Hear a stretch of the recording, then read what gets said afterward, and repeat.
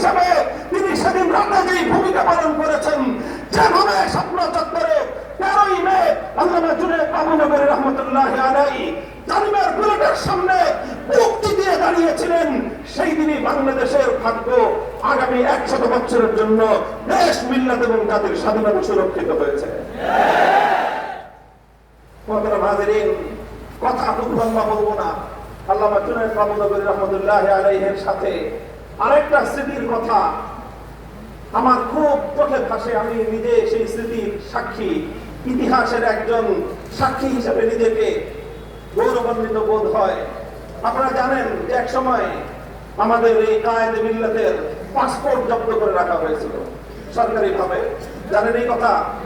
হুজুরের পাসপোর্ট জব্দ করে রাখা হয়েছে। হুজুরের তখন চিকিৎসার খুব প্রয়োজন, অসুস্থতা মারাত্মক পর্যায়ে উপনীত হয়েছিল। দীর্ঘদিন হুজুর বার্ডেমে ভর্তি ছিলেন। হুজুরের বিদেশে চিকিৎসা করানোর খুব প্রয়োজন ছিল। সমস্ত আয়োজন বিদেশ থেকে হুজুরের শিষ্য সাগরিদরা তারা হুজুরকে নিয়ে যেতে চায়। এখান থেকে আমরাও চাই যে হুজুরের উন্নত চিকিৎসার জন্য বাইরে নেওয়া হোক, কিন্তু সরকার হুজুরের পাসপোর্ট জব্দ করে রেখেছে, পাসপোর্ট দিবে না।